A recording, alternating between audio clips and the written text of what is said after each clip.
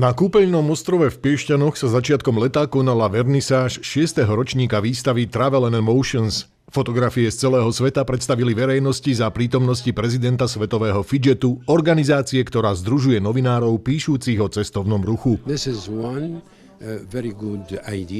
Toto je veľmi dobrý nápad, ako zapojiť našich členov do spolupráce.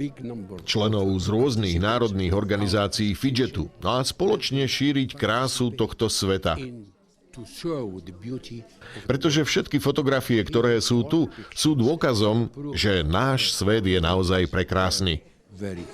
Súťažilo celkovo 60 fotografií od autorov z Chorvátska, Indie, Maďarska, Rakúska, Rumunska, Slovenska, Slovinska a zo Spojeného kráľovstva Veľkej Británie a Severného Írska.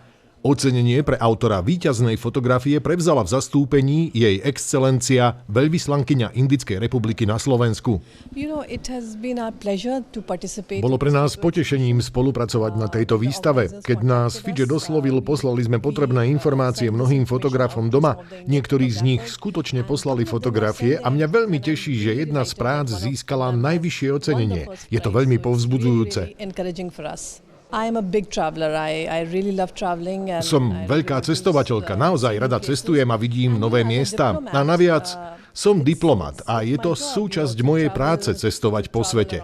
Stráviť v inej krajine 3 roky a spoznať ju.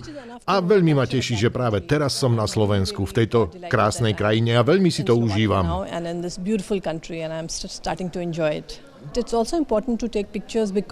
A tiež je veľmi dôležité fotografovať, pretože to sú spomienky. A ja rada fotím prírodu a tiež ľudí občas. Snažím sa rešpektovať ich súkromie, takže fotím aj ľudí, ak mi na to dajú súhlas.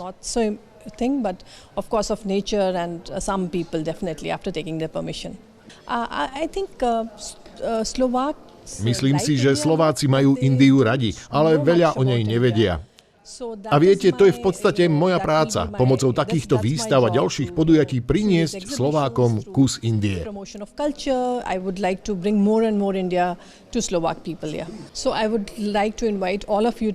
Takže by som vás veľmi rada pozvala všetkých do Indie.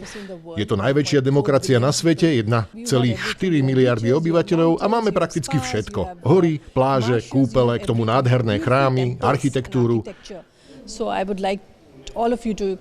Navštívte Indiu a užite si pohostinnosť, skvelú kuchyňu, nádherné látky, umelecké predmety a všetko veľmi regionálne. Takže srdečne vás pozývam do Indie.